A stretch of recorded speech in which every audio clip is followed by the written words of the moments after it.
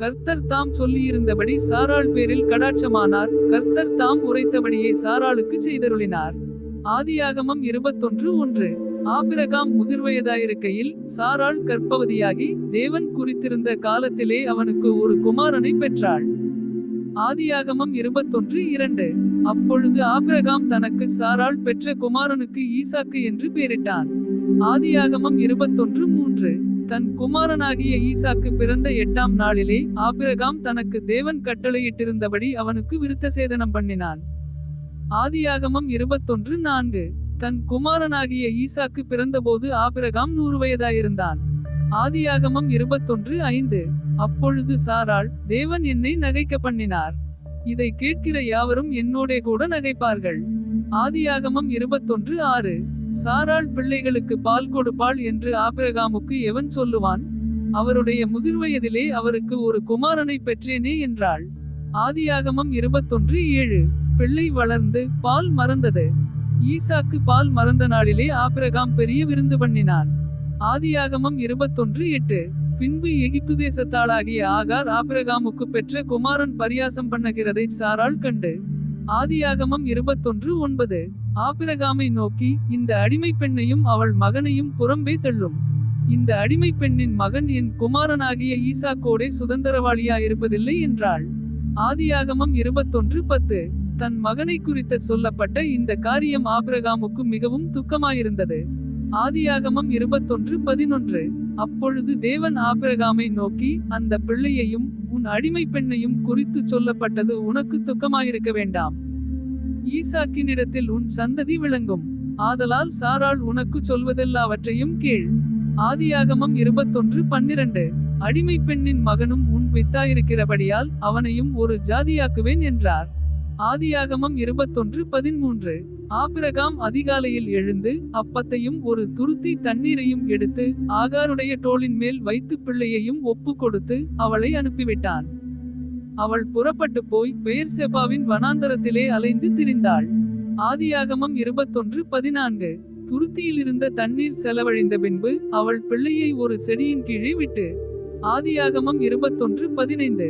பிள்ளை சாகிறதை நான் பார்க்க மாட்டேன் என்று எதிராக அம்பு பாயும் தூரத்திலே போய் உட்கார்ந்து சத்தமிட்டு அழுதாள். ஆதியாகமம் 21:16. தேவன் பிள்ளையின் சத்தத்தை கேட்டார். தேவதூதன் வானத்திலிருந்து ஆகாரை கூப்பிட்டு, ஆகாரே, உனக்கு என்ன சம்பவித்தது? பயப்படாதே, பிள்ளை இருக்கும் இடத்திலே தேவன் அவன் சத்தத்தை கேட்டார். ஆதியாகமம் 21:17. நீ எழுந்து பிள்ளையை எடுத்து அவனை உன் கையினாலே பிடித்து கொண்டு போ, அவனை பெரிய ஜாதியாக்குவேன் என்றார். ஆதியாகமம் 21:18. தேவன் அவளுடைய கண்களை திறந்தார். அப்பொழுது அவள் ஒரு தண்ணீர் துறவை கண்டு போய் துருத்தியிலே தண்ணீர் நிரப்பி பிள்ளைக்கு குடிக்க கொடுத்தாள். ஆதியாகமம் 21:19.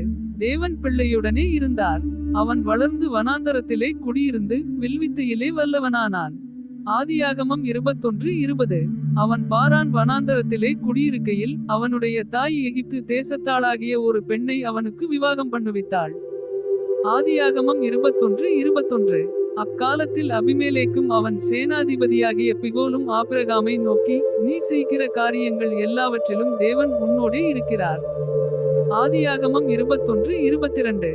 ஆகையால் நீ எனக்காவது என் குமாரனுக்காவது என் பேரனுக்காவது வஞ்சனை செய்யாமல் நான் உனக்கு செய்த தயவின்படியே நீ எனக்கும் நீ தங்கியிருக்கிற இந்த தேசத்திற்கும் தயவு செய்வேன் என்று இங்கே தேவன் பேரில் எனக்கு ஆணையிட்டு கொடு என்றான். ஆதியாகமம் 21:23. அதற்கு அபிரகாம், நான் ஆணையிட்டு கொடுக்கிறேன் என்றான். ஆதியாகமம் 21:24. ஆனாலும் அபிமெலேக்குடைய வேலைக்காரர் கைவசப்படுத்தி கொண்ட துறவி நிமித்தம் ஆபிரகாம் அபிமெலேக்கை கடிந்து கொண்டான். ஆதியாகமம் 21:25. அதற்கு அபிமெலேக்கு, இந்த காரியத்தை செய்தவன் இன்னான் என்று எனக்கு தெரியாது, நீயும் எனக்கு அறிவிக்கவில்லை. இன்று நான் அதை கேட்டதேயன்றி இதற்கு முன் அதை நான் கேள்விப்பட்டதே இல்லை என்றான். ஆதியாகமம் 21:26. அப்பொழுது ஆபிரகாம் ஆடுமாடுகளை கொண்டு வந்து அபிமெலேக்குக்கு கொடுத்தான். அவர்கள் இருவரும் உடன்படிக்கை பண்ணிக்கொண்டார்கள். ஆதியாகமம் 21:27. ஆபிரகாம் 7 பெண்ணாட்டுக்குட்டிகளை தனியே நிறுத்தினான். ஆதியாகமம் 21:28. அப்பொழுது அபிமெலேக்கு ஆபிரகாமை நோக்கி, நீ தனியே நிறுத்தின இந்த 7 பெண்ணாட்டுக்குட்டிகள் என்னத்திற்கு என்று கேட்டான். ஆதியாகமம் 21:29. அதற்கு அவன், நான் இந்த துறவு தோண்டினதை குறித்து நீர் சாட்சியாக இந்த 7 பெண்ணாட்டுக்குட்டிகளை என் கையில் வாங்கிக் கொள்ள வேண்டும் என்றான். ஆதியாகமம் 21:30. அவர்கள் இருவரும் அவ்விடத்தில் ஆணையிட்டுக் கொண்டபடியால் அந்த இடம் பெயர் செபா என்னப்பட்டது. ஆதியாகமம் 21:31. அவர்கள் பெயர் செபாவிலே உடன்படிக்கை பண்ணிக் கொண்டபின் அபிமெலேக்கும் அவன் சேனாதிபதியாகிய பிகோலும் எழுந்து பெலிஸ்தருடைய தேசத்திற்கு திரும்பிப் போனார்கள். ஆதியாகமம் 21:32.